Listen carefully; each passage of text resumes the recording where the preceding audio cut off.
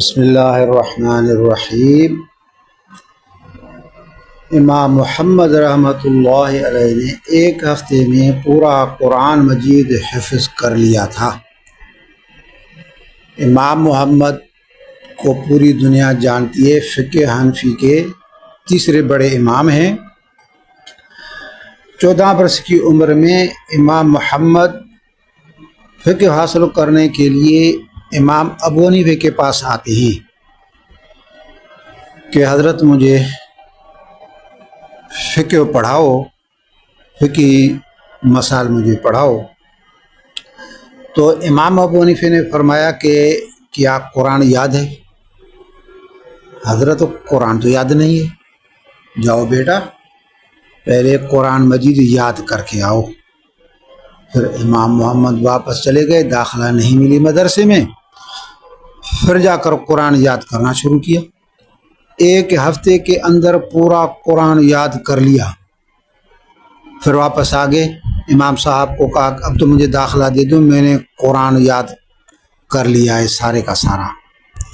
پھر امام صاحب نے اس کو داخلہ دے دی۔ سبحان اللہ، یہ قرآن کا معجزہ ہے میرے بھائی۔ ایک ہفتے کے اندر پورا قرآن یاد کرنا، یہ قرآن کا معجزہ ہی ہو سکتا ہے، ورنہ انسان کے بس کی بات نہیں ہے۔ ایک اور معجزہ بھی ہے،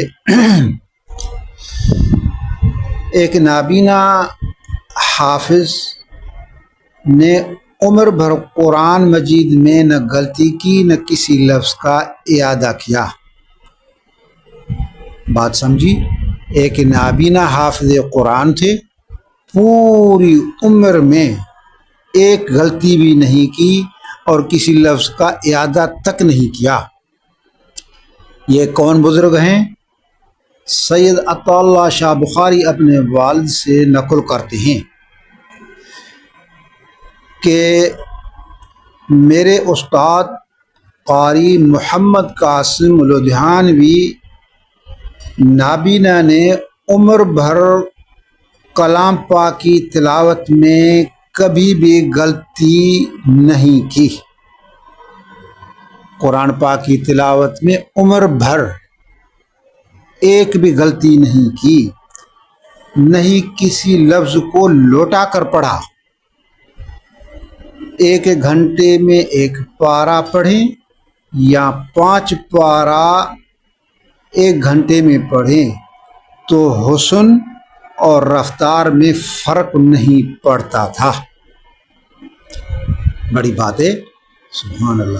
خواجہ احمد شاہ نے قرآن مجید کی کتابت کرائی تو اس نے اس نابینا سے اعراب کی تصحیح کرائی کہ اعراب صحیح ہے یا غلط ہیں، جہاں کہیں غلطی ہو تو اس کو درست کریں۔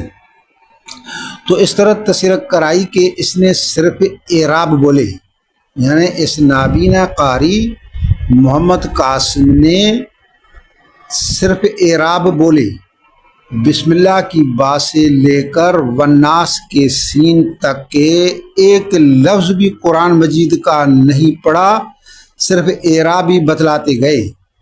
مثلا الحمد کا جب انہوں نے اس کو اعراب بتلایا تو الحمد پڑھا نہیں، کہا کہ الف کے اوپر فتح ہے اور لام کے اوپر جزم ہے، ہا کے اوپر زبر ہے، میم کے اوپر جزم ہے، دال کے اوپر پیش ہے۔ سبحان اللہ، سبحان اللہ، حیران کن معجزات ہیں قرآن مجید کے۔